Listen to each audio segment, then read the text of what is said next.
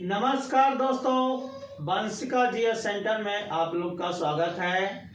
दोस्तों, हम लोग पुर्तगाली के बारे में पढ़ रहे हैं। पिछला वीडियो में पुर्तगाली के बारे में बहुत कुछ बताया गया है, लेकिन कुछ पॉइंट अभी और है जिनके बारे में आज हम जानेंगे। तो कल पुर्तगाली के वायसराय के बारे में बताया गया था, फ्रांसिस्को डी अल्मीडा के बारे में बताया गया था कि वो यहाँ आकर क्या क्या काम किए हैं। अल्बुकर्क के बारे में बताया गया था कि वो क्या क्या कार्य किए हैं, और नूनो दा कुन्हा के बारे में बताया गया था। अब आगे हम लोग जानते हैं, पुर्तगाली भारतीय साम्राज्य को एस्टादो द इंडिया नाम दिए थे। पुर्तगाली लोग जो भारत में अपना बस्ती बसाए थे, साम्राज्य बनाए थे, उसे एस्टादो द इंडिया के नाम से पुकारते थे। पुर्तगाली अपने आप को सागर का स्वामी कहते थे। जैसा कि कल हम लोग पढ़े हैं कि फ्रांसिस्को डी अल्मीडा के द्वारा ब्लू वाटर पॉलिसी चलाया गया था, जिसका अर्थ था पूरे हिंद महासागर पर अपना साम्राज्य स्थापित करना। और अल्बुकर्क के द्वारा यहाँ एक बस्ती बसाने का स्वप्न देखा गया था, और वे अपने लोगों को भारतीयों के साथ विवाह कर यहीं बस जाने के लिए प्रोत्साहित कर रहे थे। तो इस तरह से यहाँ जो है अपना पूरे हिंद महासागर पर अपना साम्राज्य स्थापित कर लिए थे। इसलिए पुर्तगाली अपने आप को सागर का स्वामी कहते थे, तथा कार्टेज अरमेडा व्यवस्था को ये उचित ठहराते थे। कार्टेज अरमेडा व्यवस्था के बारे में कल थोड़ा सा बताए थे कि यह व्यवस्था जो है पुर्तगालियों के द्वारा चलाया गया, और ये पूरे सागर पर इनका नियंत्रण हो गया था। हिंद महासागर के सभी क्षेत्रों पर इनका नियंत्रण हो गया था। हारमुज द्वीप पर इनका नियंत्रण हो गया, मलक्का द्वीप पर इनका नियंत्रण हो गया था, और भारत के क्षेत्रों पर, समुद्री क्षेत्रों पर इनका नियंत्रण हो गया था। इसलिए अब ये किसी दूसरे देशों को भारत के साथ व्यापार में शामिल नहीं करना चाहते थे, और किसी दूसरे देश के व्यापारी का जहाज आता था तो उससे वे टैक्स लेते थे, और उसको लाइसेंस लेना पड़ता था पुर्तगाली के वायसराय के द्वारा। इसी व्यवस्था को कार्टेज अरमेडा व्यवस्था कहा जाता है। यहाँ तक कि भारत के जहाज को भी बाहर जाने के लिए या व्यापार करने के लिए गोवा के वायसराय से परमिशन लेना पड़ता था, लाइसेंस लेना पड़ता था, और इस व्यवस्था को कार्टेज अरमेडा व्यवस्था कहा जाता है। चलिए, बसीन का क्षेत्र नूनो द कुन्हा को गुजरात के शासक बहादुर शाह ने दिया था। दोस्तों, बाबर के मुगल के बारे में जब हम लोग पढ़ेंगे तो वहाँ बाबर हुमायूं के बारे में विस्तार से बताया जाएगा। 1526 ईस्वी में पानीपत के युद्ध के द्वारा बाबर भारत में प्रवेश करता है, और यहाँ धीरे धीरे अपना एक साम्राज्य स्थापित कर लेते हैं। बाबर के बाद उसका बेटा हुमायूं शासक बनता है, मुगल वंश का शासक बनता है। तो हुमायूं जो है अपने क्षेत्र को काफी विस्तार कर रहे थे, उसी में वे गुजरात पर भी अपना कब्जा जमाना चाहते थे। और उस समय गुजरात का शासक बहादुर शाह था।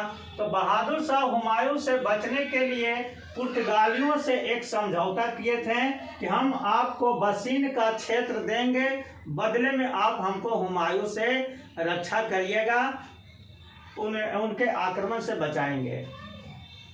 लेकिन 1537 ईस्वी में पुर्तगालियों ने बहादुर शाह को समुद्र में फेंक देता है।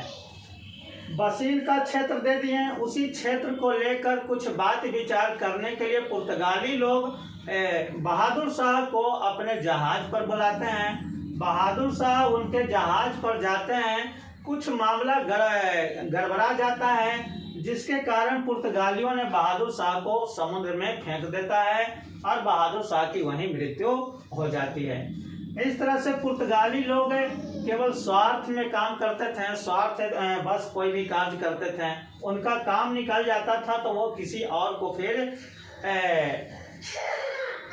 पसंद नहीं करते थे। चलिए,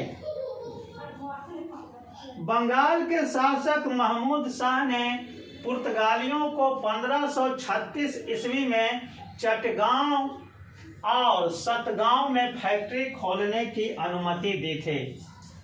दोस्तों, बंगाल में पुर्तगालियों का फैक्ट्री स्थापित करने का कार्यक्रम 1536 में शुरू हुआ और वहां के उस समय के शासक महमूद शाह ने चटगांव और सतगांव में फैक्ट्री लगाने की अनुमति दी थी।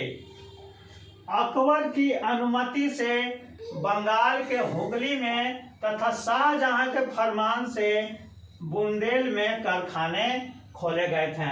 यानी अकबर के अनुमति मिला तब वो बंगाल के हुगली में भी अपना फैक्ट्री स्थापित किए थे और शाहजहां के समय बुंदेल में भी कारखाना खोला गया था। पुर्तगाली भारतीय जहाजों को कई तरीके से लूटते थे। इनमें प्रमुख था कारकेज व्यवस्था। इस व्यवस्था के तहत भारतीय जहाजों के कप्तानों को गोवा के वायसराय से लाइसेंस या पास लेना पड़ता था, जिससे पुर्तगाली भारतीय जहाजों पर हमला नहीं करते थे। और यदि भारतीय जहाज के कप्तान गोवा के वायसराय से परमिशन नहीं लेते थे तो वो भारतीय जहाज पर हमला कर देते थे और भारतीय जहाज को लूट लिया करते थे। तो इसलिए कारकेज व्यवस्था के तहत भारतीय जहाजों को भी पुर्तगालियों से परमिशन लेना अनिवार्य कर दिया गया था।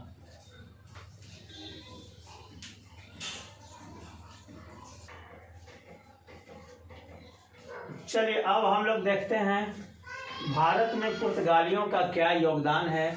योगदान के बारे में अब हम लोग जानेंगे। तो पुर्तगालियों का पहला योगदान है, पुर्तगालियों ने 1556 ईस्वी में प्रिंटिंग प्रेस की शुरुआत किया था। प्रिंटिंग प्रेस की शुरुआत सर्वप्रथम भारत में पुर्तगाली लोगों के द्वारा ही किया गया था। और कब किया गया था? तो 1556 ईस्वी में किया गया था। तो ये इनका पहला देन है भारत के लिए। दूसरा क्या योगदान है कि पुर्तगाली अपने साथ तंबाकू, लाल मिर्च, आलू, मक्का, पपीता, संतरा इत्यादि भारत में लाए थे। तो इससे बहुत क्वेश्चन पूछ दिया जाता है, अनेक एग्जामों में पूछ दिया जाता है कि सिंधु घाटी सभ्यता में किस फसल की खेती नहीं होती थी।